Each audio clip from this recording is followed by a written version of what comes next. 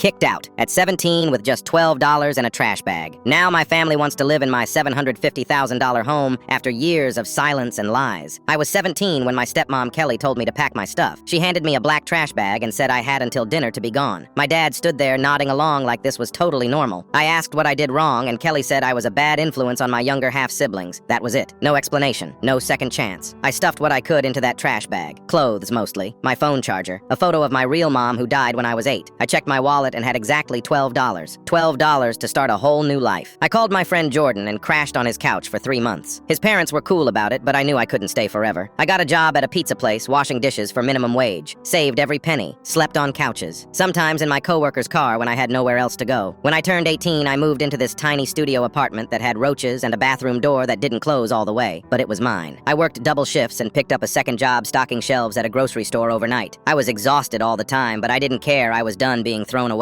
At 19, I started taking online classes. Business degree. It took me 6 years because I could only afford 1 or 2 classes at a time. During those years, my dad never called, never texted, nothing. Kelly blocked me on everything. My half-siblings were told I abandoned them. I met my now wife Natasha at the grocery store. She was buying energy drinks at 2 a.m. and made a joke about my zombie eyes. We started dating, and she's the one who pushed me to start my own business. I'd always been good at fixing computers and tech stuff, so I started a little repair shop. It grew faster than I expected. Within 3 years, I had 2 locations and was hiring people. By the time I was 30, I sold the business for a stupid amount of money. Enough to buy a house in a neighborhood I used to drive through as a kid, dreaming about living there. The house cost $750,000. 4 bedrooms, 3 bathrooms, a backyard with an actual pool. I couldn't believe I was signing the papers. Natasha and I moved in last spring. We'd been there maybe 5 months when I got a Facebook message from my dad. First words from him in over a decade. He said congratulations on the new house and that he was proud of me. I didn't respond. 2 weeks later, he showed up at my door with Kelly and my half-siblings, who were now 16 and 14. I barely recognized them. My dad acted like no time had passed. He hugged me and said it was so good to see me. Kelly smiled like we were old friends. Then my dad said they were having money problems. Their landlord was selling the house they'd been renting and they needed a place to stay. Just temporarily. Maybe a few months. I asked him why he thought I'd help after what he did. He looked confused. He said I left on my own, that I was out of control and refused to follow house rules. Kelly jumped in and said I was doing substances and sneaking out, and they tried everything to help me, but I chose to leave. I literally laughed. I told them that was a complete lie. Kelly told me to pack a trash bag and kicked me out with $12. I was a kid. My dad said that's not how he remembered it. He said I was twisting things and being dramatic. My younger half-brother Austin asked if he could see my room. I told him no. He looked upset. My dad said I was being selfish and that family helps family. I told him we stopped being family when he picked Kelly over his own kid. Kelly started crying. She said she was sorry if I felt hurt, but they were desperate. They had nowhere to go. My half-sister Jordan asked why I was being so mean when they just needed help. I told them to leave. My dad said I'd regret this, that one day I'd need them and they wouldn't be there. I said good and shut the door.